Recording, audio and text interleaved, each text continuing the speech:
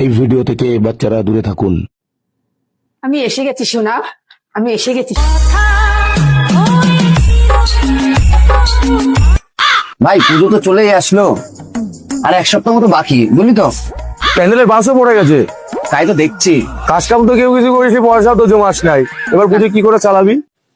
সব ভাই তাহলে এক কাজ করি, এই এক সপ্তাহ জমিয়ে কাজ করা যায়, বুঝলি তো? তাহলে কার সাথে কাজ করবি? কেন মনে নেই ওই যে ছ্যাকপাড়ার ঘুঘু, ওই মিস্ত্রির সাথে কাজ করবো। চ চ চ ঘুঘু মিস্ত্রির কাছে যাওয়া যাক তাহলে। চ চ ঘুঘু মিস্ত্রির কাছে যাই। চ চ চ ঘুঘু মিস্ত্রির কাছে চ।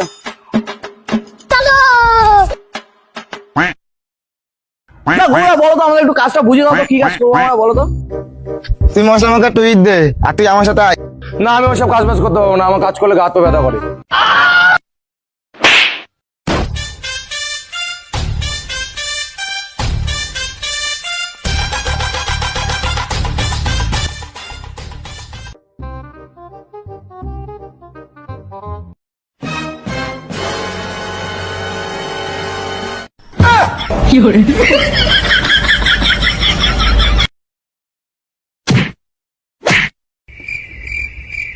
ঘুঘু মিস্ত্রি টাকাটা দাও এবার। এনে তোর 500, দাও দাও দাও দাও। এনে তোর 500। আমারটা তোর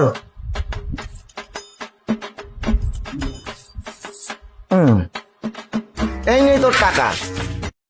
হ্যাঁ, ওদের 500 আর আমার 2 টাকা। আমি কাজের টাকা দিই, অকাজের না।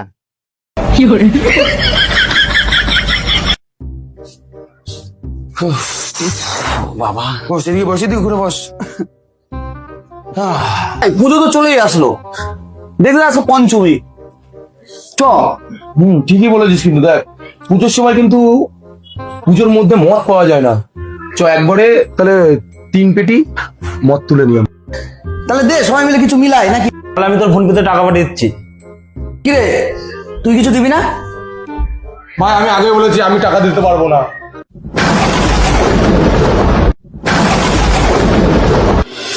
চ তাহলে যাওয়া যাক নাকি কাউন্টারের দিকে। চ মদ নিয়ে আসি গা।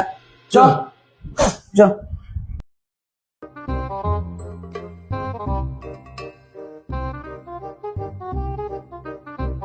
সুনীতা, 3 পেটি মদ দাও।